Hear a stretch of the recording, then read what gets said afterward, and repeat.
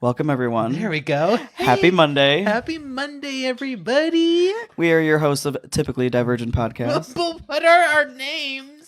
My name is Lars. And I'm Jared. Welcome. And we are. This is our podcast. We're the hosts. We're the queers. We're so many things. We're the neurospicy queer. So, hey everybody, guess what? Jared got Era's tour tickets. Yay! I'm gonna go see Taylor Swift. I'm going to see her sweat. I'm going to smell her deodorant. I am so excited. The next 15 months. Nicholas looks at me and goes, "You cannot make this your entire personality for 15 more months. At least hold off for 9 months." Yeah. And I was Are like, you kidding? I was like, what? Are you kidding? Somebody could have a child by the time this tour, by the time Right? we You're get like, to go on this tour. mediocre at best. Yeah, yeah.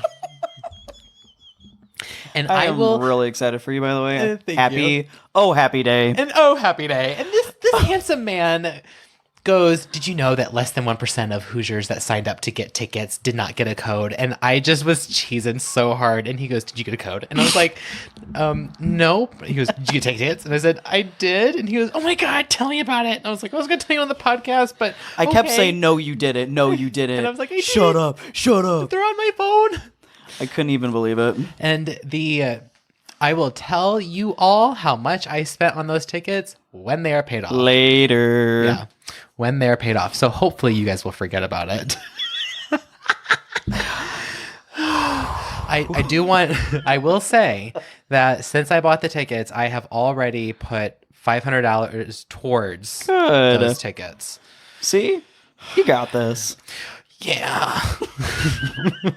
The cost of lodging in that area. I look at Nicholas. Yeah. So how much what's our budget for hotels, since we didn't talk about budget And for you're like, tickets? I don't know. And he goes, well, a couple thousand. And I said, well, we're looking at like $4,000 for 2 nights At hotels. at hotels. So not Airbnbs. Oh. I know you might want to bite the bullet. Oh, well, Airbnb situation is not good either. So What about if you do it now? Oh, trust You've been me. looking? Trust Okay. me. I am a planner. Sunday, we went on a little day trip, Yeah. and I spent the majority of our first half of the drive on my phone looking for lodging. Where'd you go? Just to Michigan. Oh, no big deal. No big deal. Where? Well, Nicholas was looking for a dog-friendly beach. Okay. And then we got sidetracked and went to Potato Creek State Park. And then decided Potato Creek State Park. Great. I know, well, because potatoes. Potatoes. Then We're at in Michigan. Sorry, I keep interrupting you. well, off of Michigan Lake, but okay. Lake Michigan. We never ended up making it to anything because we would get there. Google would be like, yeah, it's dog friendly. We'd get there, no dogs allowed. So then we'd drive my 20 minutes God. this way, no dogs allowed. And then drive the 20 minutes over here. And then it was just like we kept getting farther and farther north. And Nicholas was like, what do we do? And I was like, let's just grab some food and go home. Yeah. It's okay. And then he was like, but this whole day, I wanted us to do this. And I was like, Right. I get that, but it's like 1:00. We left like 2-3 hours ago, and if we were to spend some time here at the beach or find any beach, how much time are we going to be spending, because we still have to get home? Yeah. And not that we have to do anything, but like I don't want to be getting home late. Yeah. So we stopped Yeah. at a park that was basically just a sidewalk with between like 2 trees, and we sat Yeah. on the bench. And I was like, well, we did say we were going on a surprise trip, so. Surprise! Surprise. He goes, what's so crazy? God made beautiful earth, and then people put fucking boats in the water. He goes, it's like a car in the ocean. Yeah. Well, obviously not an ocean, but this is the lake. I mean, Lake Michigan looks like a fucking ocean. Well, yes. Yeah. Yeah. Not only do I think that's weird, but you know what I thought about earlier today? What's so fucking weird is that we have electricity up in the air. Yeah. Isn't that not? I don't like that. Isn't that weird? Is that why our heads hurt all the time? That's because of the 5G. You think so? I Is it a theory? Conspiracy theory. I mean, let's just say that ever since 2018, life has been difficult. True. Technically, since I feel like it's 2015. 2015. I know. How I had my emotional breakdown in 2014. So Oh wow, somebody was ahead of. Somebody that was a little ahead of the time. schedule. Oh shit! Testosterone has made my butts smaller. The testosterone is helping your thyroid. It is. And so I think your butt is getting smaller because that is excess weight coming off. Right. That too, but testosterone also distributes fat differently. Where is it expect your dick? Where's it gonna go? You're gonna little bit. that fat puss. It's I'm so sorry. I'm so sorry. But No, hold on. it's okay. This is what I imagined. For anybody who's not on video, we're not on video. For everybody who is listening, are you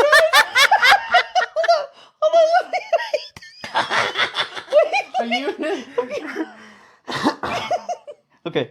okay? Oh, that was good. I flipped my head to the side and then just Stretch your lips out like stretched my lips out. Yes.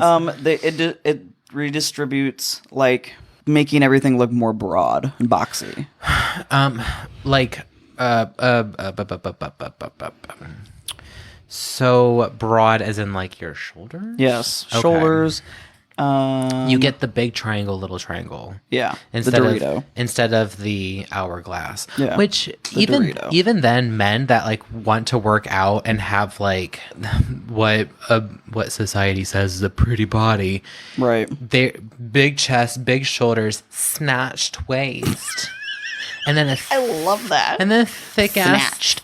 ass thighs with a big old juicy dump truck, and it's like you want to look like a woman. Just admit it, and that's okay. say it. That's okay. Just say it. And just accept it and say it and move on. Oh my god, yes. And a couple episodes ago, not a couple, when Heather was on here on the show, I was talking about how it was the We've Peaked Mommy Issues episode when when I was talking about gay men calling their chests like titties and like mommy milkers and Oh stuff. yeah, it's like, come on. So, okay, I have to admit, I would like to take my phrasing back because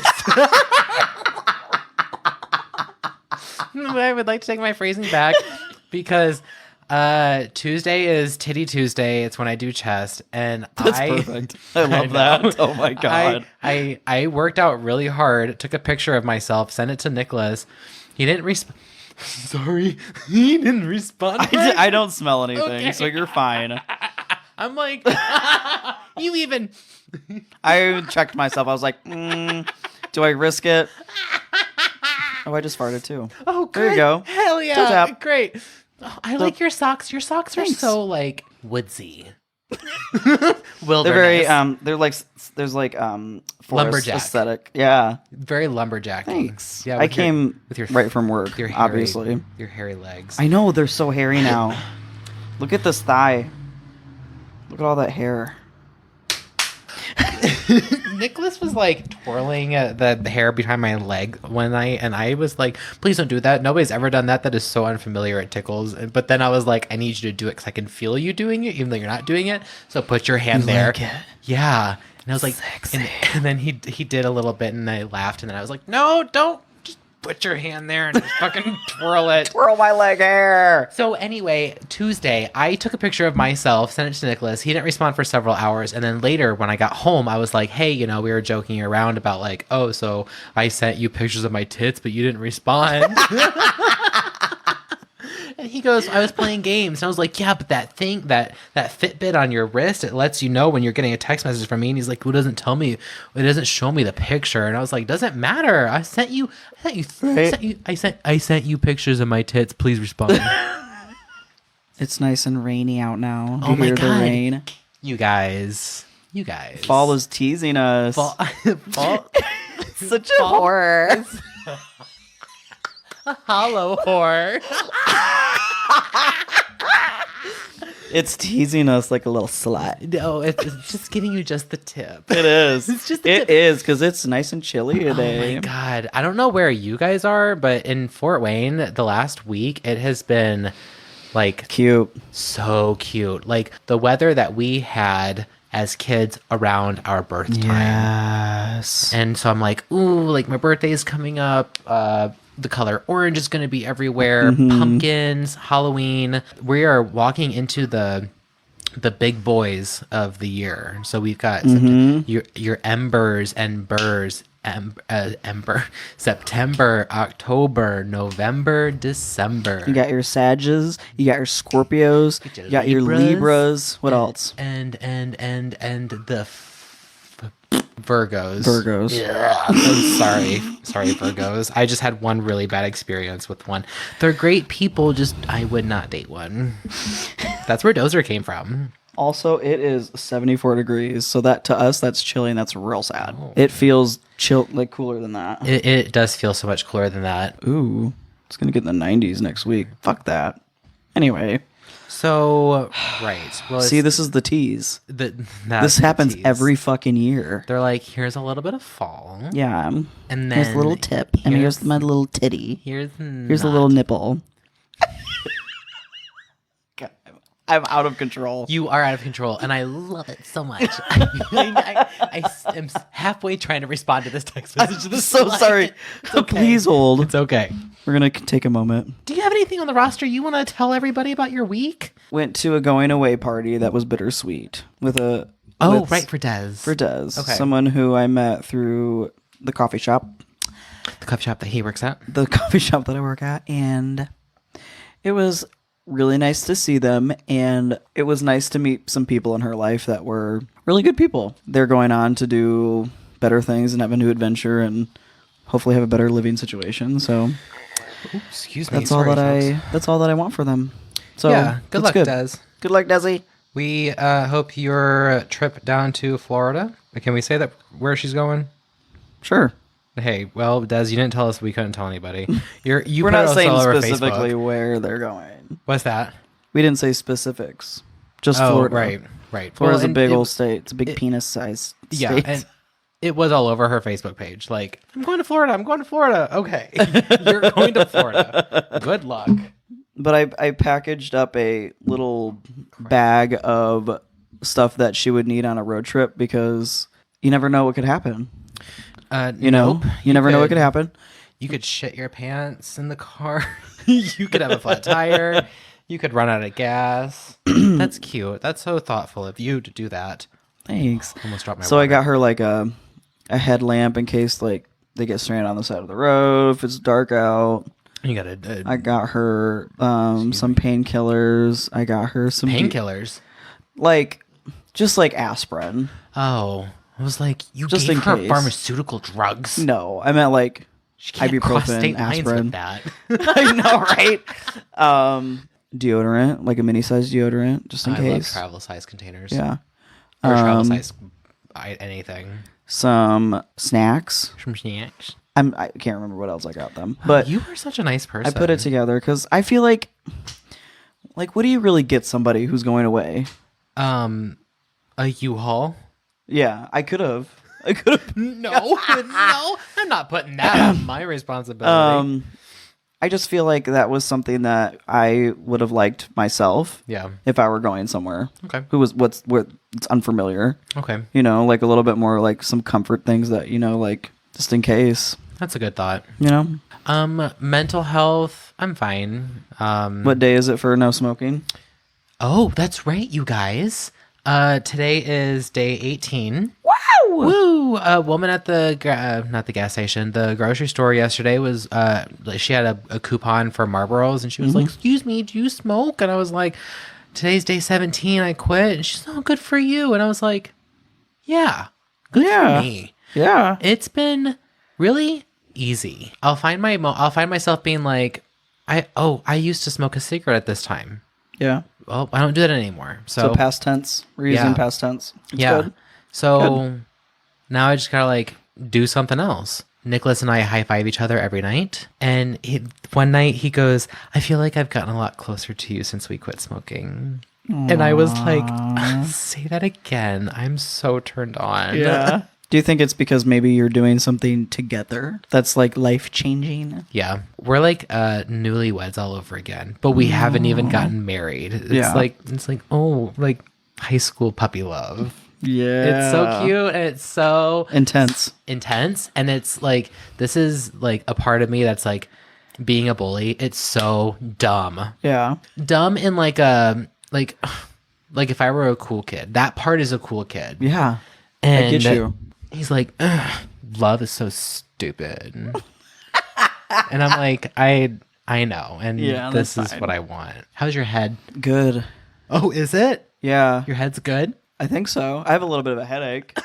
but other than that, my mental health's pretty good. I have a. Lars missed the point. It's okay. Go ahead. I'm sorry. No.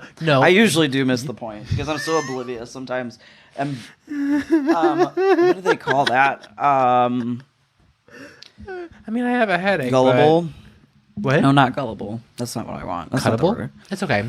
Go ahead. I have a event coming up in Indy this weekend, Your horror Horror hound? Hound. I got it right this time. and I'm gonna be going by myself. Okay. I haven't taken a trip by myself in 15 years, and I'm staying in a hotel. Oh. I'm driving there by myself. It's Okay. only in Indy. That is really exciting to me. It Like feels this so good. rain. Like this rain. I need to go get a sweater. Sorry if you guys can hear the rain in the microphone. I'll Want do me my. to shut this? Nah, I think you'll be okay. Okay. Well, I don't know. I can't hear because Can I you turned hear off the thing. Maybe Just a half of little it. Yeah. We can talk about that later. Anyway, Anyway. back on topic. You're going away. So- Horror Hound, 15 Horror Hound, years. 15 years. This is my first time. trip You're alone. staying at a hotel. I think it's important to go places by yourself. Of course. Yeah. Of course. And I am volunteering, so that means this essentially I will be helping celebrities get to where they need to go, You're going to be like an usher. doing line control for like autographs and tables. Yeah, so I'll get to meet some new people, hopefully make some new friends, meet some cool people as celebrities as in Yeah. people. But there's quite a bit of other volunteers, so I'm excited to meet some cool peeps. Awesome. You know? Yeah. In a nutshell, my mental health is good Good. because I have something to look forward to, and that's exciting. Yeah. And I'm here with you. Oh my god, and we're gonna talk about some stuff today. Oh yeah, what are we talking about today? Oh my god. Okay, everybody, we're doing a ranker episode. If you don't know what ranker is, it's kind of like It's that cold sore on your canker sore. Think of canker sore, ranker, canker. ranker is kind of like Reddit, but the audience is the one that vote on the popularity of a story or an article. So Yeah. you go first. Okay. I chose an article about how cities are designed to be psychologically damaging. Lars, when we met together and be like, okay, that's all he said, and I said, that's it, that's got my vote. Bring it to the table. That is the one that I want. Yes. This is going to be about how living in a city presents a lot of problems for people who may be unprepared for urban life. So like when every time that a person experiences cities who are not used to cities, it's always very jarring, Yeah. especially from experience for myself. Like when I visit bigger cities, like even going downtown Indy or Chicago, the stimuli around me is always very overwhelming. Yeah. We're talking about like places where you can pound some pavement. Yeah. And one of the things that always is anxiety ridden in my eyes when I am visiting cities is the streets and like the one ways. And that was also one of the reasons why on here that they listed was that city streets are designed for cars rather than pedestrians. Oh, yeah. We give up so much earth Yes. for vehicles, which Yes. just destroy the earth. Yes. So sad. According to a survey by the Commission for Architecture and the Built Environment in the UK, Okay. 85% of respondents say the design of a street can change an individual's mood. If the design of a street is more inviting and friendly towards the needs of pedestrians, it makes residents feel much better about living in an urban area. So essentially, modern cities are designed for cars, not pedestrians. Right. And so it hinders the distance that people can travel on foot. Mm-hmm. So you think about people would much rather walk. Mm. Oh, yeah. Like much rather walk than have to take transportation. Right. I used to tell people that I was going to move to Chicago, and the first thing I was going to do when I got there was sell my car so that I could rely on walking and maybe public transportation to get to places because I didn't want to have to rely on a vehicle anymore. Yeah. Yeah. It's dangerous, especially when you think about New York City or LA and you have people walking those crosswalks and there are all these cars. Like you've got the bus system, you've got taxi drivers, and then you have Uber drivers, and then you also have just like individual cars, even though that there aren't many because too expensive. Yeah. So yeah, if you have a car in a big city like that, you got money. You got some monies. Oh, you got more than McDonald's money. You got car money. You got car payment money. Yeah. Lucky you. Cities alter the body's ability to produce and process dopamine. Now, further upon that is that according to researchers at Hammersmith Hospital in London, living in a city diminishes dopamine levels in the body and changes the way that people interact with their surroundings. The repeated stress of living in a high-density area combined with social isolation can alter the dopamine system in an unhealthy way, either by producing more than the body needs or far less. Like they're saying, as you're walking through the city and you're interacting with all of these people and then you see all these cars going by, like you're having to increase your, what's that stress, cortisol, because you're constantly having to make sure that like you're not going to get hit. Right. You're constantly in fight or flight. Well, not fight or flight. You're constantly in survival mode. Yeah. Because your physical body is always going to potentially be in danger in a larger city. Yeah. Like when they're working on a building and they have those scaffoldings out on the sidewalk, I don't know why, but I always get so excited walking under those. I'm like, I could die right now. This is more dangerous than being on the street right now. Right. And one thing that is good to point out for Fort Wayne, like when I go to downtown Fort Wayne, it's very clean. So in return, that makes me feel good and better because I'm proud of my city, but also just as a person living and breathing in. This is something that we do experience here in Fort Wayne. Okay. Poor sidewalk design and maintenance discourages physical activity. Yes. Researchers have found that people who live in more walkable areas exercise more frequently. Okay. More notably, a good sidewalk may encourage more people to utilize it more often. People who live near obstructed or uneven paths reportedly exchange in less physical activity than those who live near large and well-kept sidewalks. Do you see that sidewalk out in front of my house? Do you think I'm gonna put my fucking? You have to that? It's like a cliff, bro. I walk this block every day with Dozer, and I still skip and will trip walking on the sidewalk. It does also mention that a study published in the Journal of Public Health shows an association between the conditions of a sidewalk and the neighborhood's poverty level. Okay. Impoverished neighborhoods often have poorly maintained paths. Yeah. So that could be like a whole other can of worms right there, which we won't get into. Certain architecture keeps people away from public areas. Okay. Hostile architecture is characterized by designs that are impractical or uncomfortable. Among the other things, that purpose of such architecture is to prevent loitering and restrict social interaction. Okay. It also minimizes interaction with localized wildlife. For example, in some suburban neighborhoods, large spikes are installed on tree branches to prevent birds from perching. Some complaints about the unappealing appearance of these spikes focus on how children may be prevented from climbing those trees as a result. So you're dealing with a really almost human nature when you prohibit some of these things from happening. So like children climbing trees, birds perching. Right. There's also been talk of benches with spikes in them that come up at night. Well, to prevent homelessness, right? People who are homeless to be sleeping on them, right? And there are like concrete spikes in like underpass ways under the highways to prevent them from seeking shelter. So instead of dealing with the homeless population and giving them the resources that they need, they're just preventing them from having any sort of shelter in the city because if anybody were to be driving through the city and they were to see homeless people sitting outside, that's going to give them a bad taste. Undesirable part of like Yeah. the city, and then it scares, like you said, it scares people away. Right. Because we don't want you to know that the cost of living here used to be so great and now it's starting to Increase because everybody slightly wants get to live worse. here. Yeah. This can also be like when I think about these things, I immediately think of our disabled community. There's literally no place for them to interact in any space, especially if the city's not mindful of the sidewalks, and architecture can prohibit them from like seeing certain concerts or seeing like a festival or seeing art shows or anything because they can't physically get there. If they're in a wheelchair, if they're in any sort of mobility device, it's extremely hard.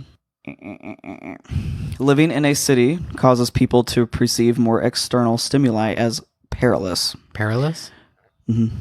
Full of danger or risk. Okay. People deal with stress differently depending on where they live. According to a study, Dr. Andreas Meyer-Lindenberg and his team at the Central Institute of Mental Health in Mannheim, Germany, the amygdala, the part of the brain that assesses warnings and fear, works overtime for people living in the city. In other words, those who grew up in urban areas develop overactive amygdalas that suggest more stimuli in the brain is perceived as a potential harmful matter. Furthermore, Dr. Meyer-Lindenberg and his team found the brain scans of people who live in the country show far less activity in their amygdalas.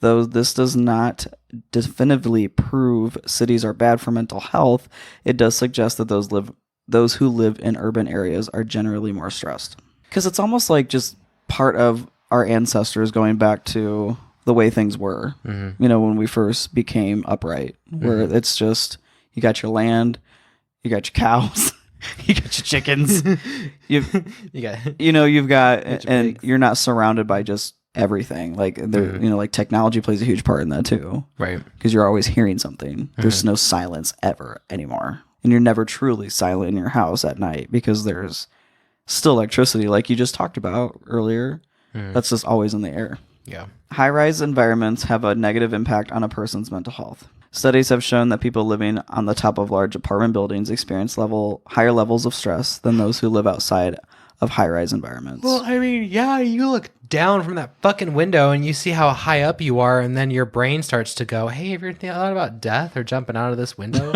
No kidding. Okay, Barbie. The design of buildings and living space are to blame for the negative impact, not just the high density, because the designs inhibit social interaction and does not provide green spaces for residents. Wow. So, like, you're just kind of living the industrial life. The concrete. There's an apartment complex that was developed across the street from my first house downtown, and they have fake grass in the center. Sick. I don't like that. Yeah, no. I don't like that. No. Lack of parking is also a huge issue for mental health, because like you be driving around for 30 minutes and you're trying to find a parking spot at some places.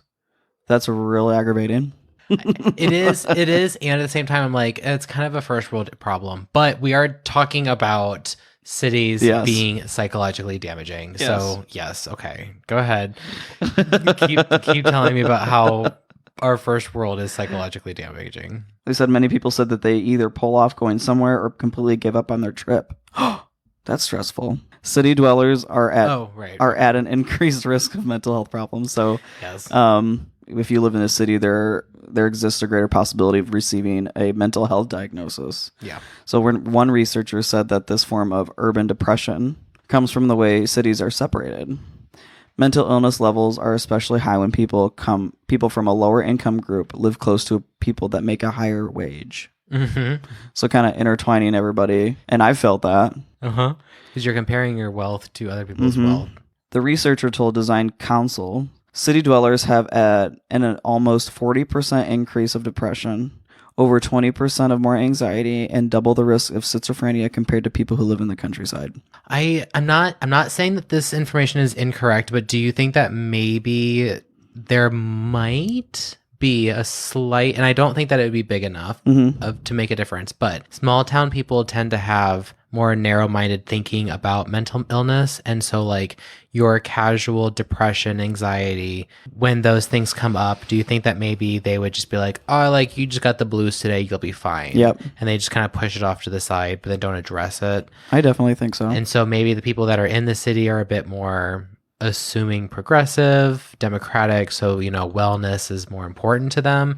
And so, you know, I feel a certain way. I'm going to go deal with it. Mhm. Or do you think, okay, yeah. I definitely do. Yeah. Not only is like the environment itself increasing the cause for these things, but also like the people that are in those environments are also more prone to check in and take care of those things Yes. and listen to their bodies. Yes. I think so. I would agree. Yeah. That's a good point. Last one is living near a park or other green space can provide health benefits. According to some studies, spending time among nature provides health benefits and reduces salivary cortisol, the psychological marker for stress. Oh, it's not like you're getting cortisol through your saliva. No. Oh, okay. I think that's just I think that's just the hormone that The person it's the real hormone name. Oh, she moans that name. Yeah. Salivary. Salivary. So I think we all can agree that exercising increases, you know, endorphins. Uh-huh. And And people with endorphins. No, what is Elwood saying? Exercising increases your endorphins. Endorphins make you happy, and happy people just don't kill their husbands. well, if you live in a big city, you just might.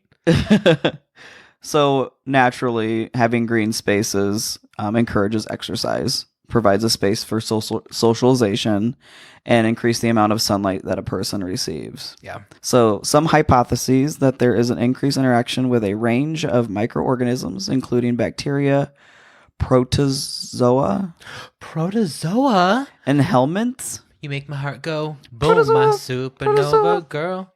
Oh. I don't know. I was Xenon trying girl to of the sing with 21st you. century. Protozoa is an alternate polyphyletic group of single-celled eukaryotes. Okay. Oh, never mind. This has something to do with cells and parasites. Well, I think that's what they're getting at. Oh, okay.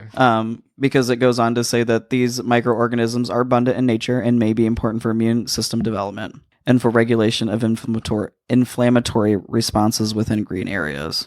Oh, okay. So those are some of the ways that, you know, cities are designed to cause us psychological damage. Yeah. Because we're not getting what we need as far as like nutrients, as far as like sunlight, as far as like your socialization. We're overstimulated. We're stressed out because we can't fucking park. One thing that they didn't mention that I was surprised was pollution. Yeah. Pollution is that's very depressing. Oh. Not having fresh air. Bro, all the time. I drive behind a truck and I see black smoke coming out of it and I immediately just get depressed. Yeah. And it's coming out of the street when you're walking. I don't know the name of the brand, but there was a man who created a baby stroller that was meant for big cities because it filtered air pollution for the child. Whoa, that's pretty cool. Super. I'm going to talk about the Woolpit Green Children, and I have an article that seems to be a bit longer than I expected. So if I read quick, I am so sorry. Who are these children? So one of many strange and unexplained mysteries of the world surrounds the sudden appearance of two children, a girl and a boy, who climbed out of a wolf pit or cave just outside the English village of Woolpit sometime in the 12th century. So that is what? The 12th century? Uh-huh. So this wasn't recent? Oh, no. Jesus Christ. All right, this is even more fascinating. This real-life mystery, which has long been part of the English folklore, I love that word, has baffled and intrigued historians. Sorry.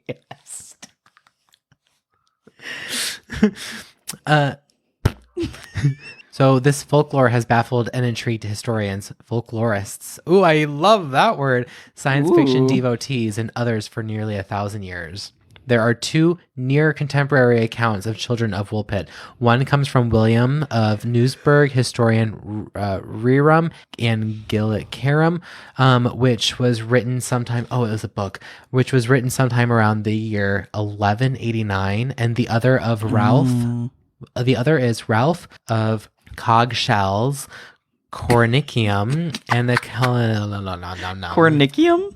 yeah, Wow. and a Calinum. I don't know what these words are, you guys. They were obviously made like 800 years ago, which was written in circa 1220. William of Newsburg in particular was skeptical of the tale. I'm gonna tell you right now, that motherfucker right there is not real. I am very skeptical of that table. Oh no. William of Newsburg in particular was skeptical of that tale, but had heard about it from so many reputable sources that he decided to transcribe it. Ralph of Coggeshall, this is okay. We're just gonna get into it. According to William of Newsburg account, the children's mysterious appearance occurred sometime between the reign of King Stephen, which was from 1135 to 1154. The children climbed out of what was known as the wolf pit or wolf ditch, which were built as an animal traps.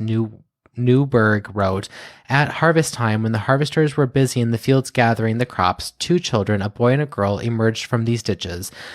Their entire bodies were green, and they were wearing clothes of unusual color and unknown material. As they wandered bemused over the countryside, they were seized by the reapers and led into the village. There was no mention of the green children of Woolpit in whatever that big thing is, however, which deals with English history up until the time of Stephen's demise in 1154. Because of this manuscript does describe other strange events in English history up to that point. The absence of any mention of the green children of Woolpit suggests that their appearance may have occurred during the reign of King Henry II, which was 1154 to 1189. Instead, I don't know why that matters, but anyway, Ralph of Coggeshall did not say when this mysterious appearance was supposed to have happened. He claimed that he was told the story by a man named Richard de Calne. Little is known about this person. He reportedly was wealthy landowner at Wykes and something, but he had a knight. Okay. He was around when the children were found. Okay. Maybe you brought the children there. According to the girl, the children came from a world called St. Martin's Land. What? The girl eventually learned to speak English, so they couldn't speak English. I can barely speak English right now, but they couldn't speak English.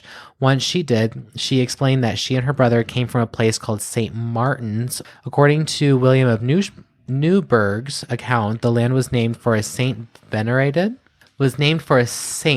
venerated by the people who lived there. In St. Martin's Land, everything and everyone was bright green colored, despite the fact that the sun never shone. The light instead being more like a misty twilight. The girl claimed that across a considerable river from the St. Martin's Land inhabitants.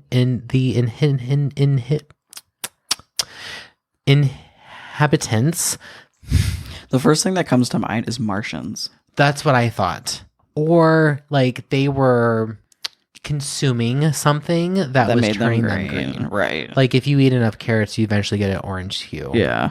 But you got to eat like what, 10,000 pounds of carrots? But that could have been their only source of food. Spinach. Cabbage. That's even better. Yeah, because that'll go through them a lot easier. Yeah. The girl claimed that across a considerable river from St. Martin's Land, the inhabitants could see a bright land. Both Ralph of Coggeshall, and Williams Newburgh assumed that this would have been land around the Woolpit. St. Martin's Land also said to be Christian world with churches. The girl's description has sparked many suggestions about where St. Martin's Land might be located. These have ranged from it being on another planet to an underground world in the middle of the earth to another village in England or Western Europe. In 1998, So more Oh, recent, Jesus. a researcher named Paul Harris published his theory about St. Martin's Land in 14 studies, spelled with an A. He believed the children lived in or near the English village of Fornham, St. Martin, hence the name St. Martin's Land. This village was only a few miles from Woolpit and was separated from it by the River Lark. The problem with this theory is that the River Lark is too narrow to really fit in the girl's description of a considerable river. But if you're little, it could be looked Right. to you as huge. And it's all about your perception, right? Yeah. Yeah. Although the girl knew the name of her homeland, she did not know where it was relative to Woolpit, nor did she know how she or her brother arrived in the East Suffolk village. In William of Newsburgh accounts, the girl claims she and her brother were tending to their father's flock when they suddenly heard a mighty din, such as we often hear at St. Edmund's when they say the bells are ringing out. Yeah. They recalled that when they focused on the noise, it was as though they were out of their minds, for we suddenly found ourselves among you in the fields where you were harvesting. So like a trance. Yeah. Oh my God. Come little children to me. What's the chant that Hocus Pocus? I don't know that movie well enough to even. Yeah. Damn. Sorry. It's okay. It's okay. But I know what you're talking about. Yeah. Sarah. Sanford sisters. Yeah, or yeah. Sanderson sisters. Ralph of Cogshell's accounts differ slightly, although he agrees the children were tending to their family's flock when he wandered off. He goes on to claim that the children were overwhelmed by Woolpit's excessive sunlight and tried to find the cavern that they had emerged from, but were unable to do so. When the children were discovered, they were taken to the home of a local wealthy landowner who was identified in Ralph of Cogshell's account as Sir Richard de Kelm. They were offered many different types of food, all of which they refused. Now I'm remembering this story. Okay. All of which they refused as if repulsed by the offerings, despite the fact that they were said to be near starvation. Finally, they were offered some raw beanstalks, which the children recognized as edible, perhaps because the beanstalks were the same green color as the children, even though they weren't familiar with them. They looked for the beans by ripping open the stalks rather than the pods. These beans were the only thing the children would eat for months after they had been found. And then there have been many theories about some reasons behind the children's green skin color. Some theories suggest that they were not human, but rather fairies or aliens, like Lars had suggested. Fairies. In the 12th century, England, fairies were commonly accepted as an identifiable species. In his post on the Green Children of Woolpit, Garth Halsam says that events described in the two near contemporary accounts fit with the beliefs many people had about fairies at the time. He pointed out the fairies were thought to be supernatural beings who were essentially human in appearance, and that the girl's description of St. Martin's Land would be similar to what people at the time thought a fairy would be like. Okay. There is a belief that they were trapped by fairies. Oh. Which seems a little bit more something that you'd see on like a sci-fi show. Yeah. Where like the fairies make a deal for they exchange something for a human child, and then they would raise the fairy, the child as a fairy. Should be the fae. The fae is what we're referring to as fairies. Like yeah. The fae. Yeah. One of the first to speculate that the children were aliens, Robert Burton, said that they fell from heaven in his book of 1621, called The Anatomy of Melancholy. Another person who believed that they were extraterrestrials was Scottish author, astronomer Duncan Lunan. A 1997 interview with The Independent said the records state that the children came from a planet where the sun neither rose nor set. That's what gets me. They say that they were from a place where there was no hardly any sunlight. Yeah. Now, and it would twinkle in the air. What could that have possibly been unless you were completely covered in trees? That's what I was thinking. Yeah. The area that they were in was so heavily wooded into the thick of it. Yeah. Yeah. Oh. Into the thick of it. The sun still needs to set though. They're from another dimension, another time. That's creepy as fuck. Maybe they walked into a wormhole. I don't know. But black hole, they would die. You can't A green survive hole. a black hole. The records state that Pink hole. there was a bright territory to the horizon. From that, you can work out that this planet was always facing the sun. He was on to theorize the children, quote, didn't come in a flying saucer, but physicist friend of his said that the conditions could have allowed them to be instantaneously transported. I was thinking they could have experienced a phenomena, okay, how do I say that word?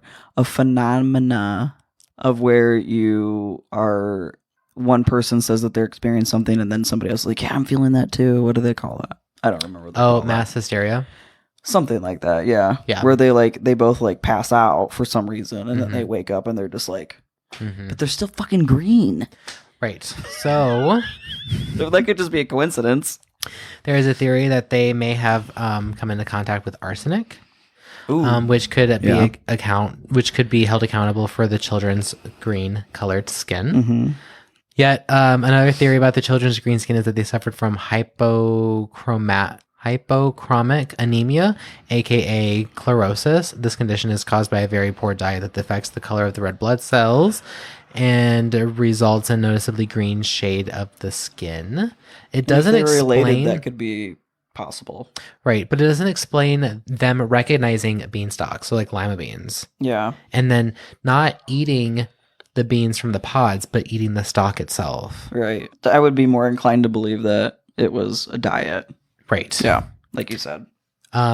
Flemish people in the early 11th and 12th centuries immigrated from England to the northern Belgium. As Paul Harris suggested in the 1470s, the children were among some of these immigrants who were English-born children of immigrants. Harris believed their parents may have been among the many Flemish people who were taken out by King Henry II's troops in the Battle of Fornham and St. Martin's. So this is discussing the language that they were speaking. Yeah. But again, they were able to learn English. They are under the assumption that it was a Flemish, that it was Flemish that Okay. they were speaking. Okay. However, nobody close to the village in St. Martin could Speak recognize the language that these children were able to Okay. speak. Okay. Yeah. If it wasn't Flemish, Harris suggests the children could have been speaking an English dialect that was unfamiliar to the people of Woolpit. And in the 12th century, many different dialects were spoken in England, depending on which region of country Right. someone came from. If someone accepts this theory, it seems unlikely that the children would have lived somewhere around Woolpit, as someone in the village would probably recognize a dialect spoken in nearby countries. The girl survived into adulthood. It is not clear how long the boy lived, but he did perish shortly after he and his sister were baptized. Not that baptizing had anything to do with his death, however. Oh no. Ralph of Cogshell, however, wrote that the boy, quote, was always languid and depressed and therefore did not survive for the very long in Woolpit, in suggesting that only the girl ended up being baptized. The girl may have married, but there is no real evidence of her husband or who he actually was. And there is a book by Duncan Lunan called Children of the Sky, a speculative interpretation of medieval mystery, The Green Children of Woolpit. No, now this says Duncan Lunan wrote a book about the 2012. I bet, no, yeah, that's definitely 2012.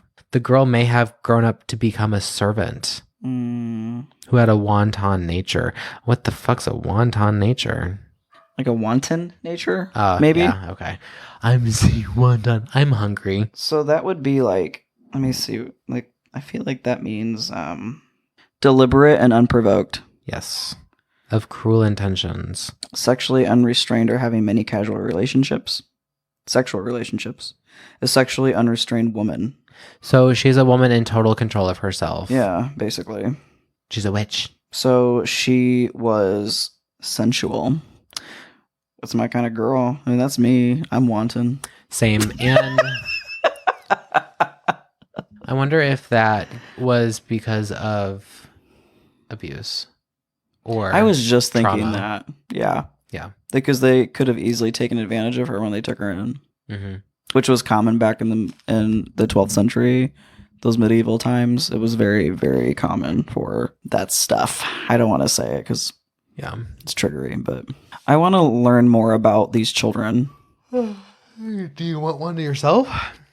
No, I just want to know why they were green and where Yeah, the I hell don't they came want- from. I want to know more. It's hard to interpret things that are so old like that. I'm thinking they looked green because they had like olive skin complexion, which technically is green. Oh, yeah, well, not really.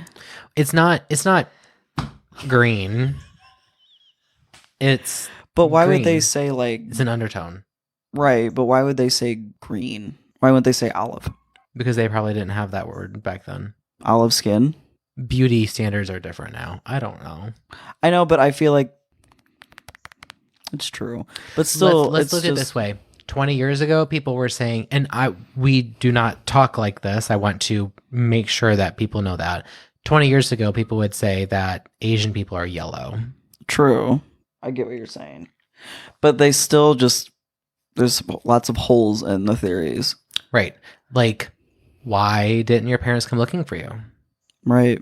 I could be wrong, but well, I was just going to say that maybe there wasn't a huge standard or practice of looking for children like we look for children now. Yeah. You know what I mean? Like maybe it was just, well, you were abandoned, so we're just going to take you in. Right. I'm sure communities were very close knit still, Mhm. and they would have been able to by mouth probably find their parents because everybody knew you couldn't wander off very far without hitting somebody and like finding a family or finding a community. That's You know what I mean? Like, Yeah. I don't know. It's very interesting. Hmm. Or they probably just walked right through a timeline. That's what I'm thinking. So that is. So that's the green kids. So that's the Wool Pit Kids and psychologically damaging cities. Yay! Spear fingers. These are not spirit fingers. These are spirit fingers. I'm doing it so fast, can't even see me do it. I love that movie. Bring It On. So good. I was thinking of the meme that I saw on Facebook the other day where it's from Not Another Teen Movie, and it's that old woman and the respectable. I've It's never the seen old Not Another woman. Teen You haven't Movie. seen it? Okay. Well, an old woman and a teenager make out, Okay. and it's really disgusting. And the meme said, I think it was like me when I'm teaching my alien how to kiss, or me when I'm alone. Me when I'm alone with my alien, and it's just a picture of the two of them on the couch. Because if you've seen the movie, you know what they're about to do. I'm not trying to kiss an alien. Oh, okay, Would you? yeah, Yeah. yeah. Oh wait, I mean, what does the alien look like? Like a gray. If kissing means finger touching, sure, but I am not put my mouth. You're not touching I feel like ET's they'd be lips. slimy. Cause see, she looks like the alien. Oh, are they making fun of Cruel Intentions? Yes, Okay. yeah. I've never seen Cruel Intentions, but I know that is. I watched that when I was a kid, and I probably shouldn't have. That was like a sexual awakening movie. Yeah, definitely shouldn't have seen that. When I was a kid. No. No. Yeah. Anyway, what movies did you guys watch as kids that you weren't supposed to watch? And did you have a sexual awakening film? Because I did. Like when you started to be like, it's making me a little horny. I don't know. But when Nick Lachey and Jessica Simpson did their reality season, and I saw Nick Lachey Yeah. without a shirt on, Oh, yeah. and I went, yep, I am definitely gay. There is no going back after this. Yeah. Up until then, it was like, I think I am. What are these feelings? What do they mean? And then I saw him without a shirt, first episode of their show, and I went, yep, Like, I am yeah, in trouble. buddy. I said, okay, Jaron, well, we have to deal with this now. There you go. And I was too young to be worried about those things. Yeah. My sexual awakening film was Only You with Marissa Tomei and Robert Downey Jr. Everybody's got their thing. Everybody's got a thing. I like when they look well seasoned. Oh, yeah, like older men. Well, I like when they look like they've had a rough life, All right. some struggles, Gray, I some wrinkles. maybe like a couple blackheads. What the fuck? No. Well, okay. Let me put it this way. I'll say this and then that'll be it. I saw a picture today on Facebook of a couple where one was older than the other. Totally fine, cool, whatever, don't care. But Right. it was the one that was younger that had Botox filler. Interesting. And I go, that's what I'm not into. I do not like when your face looks like it has never moved. I want to see wrinkles. I want to see age. I Yeah. want to see a weathered face. Some experience. Yeah. Yeah. Yeah. So, but yeah. Anyway, he looks too much like one of the Franco boys. Oh, damn. Okay. Well, hey, everybody. Don't know how long this episode's going to be. We started spiraling and face. talking, and I damn. looked over, and it was an hour and a half, and I'm like, oh, fuck. Okay. So, I hope you enjoyed today's episode. yes. And you learned a same. few things. Yes. And I hope that you guys had a nice week and that you're enjoying the warm weather that we're about to be having this week because the summer is not yet it's not over yet. But we Even are though the putting up fall- Halloween decorations in a couple weeks, and so I hope you are too. And until then, thank you so much for hanging out with us this week, you guys. We love you so much. We love you so much. And you will see us next Monday. And this is us signing out. Bye.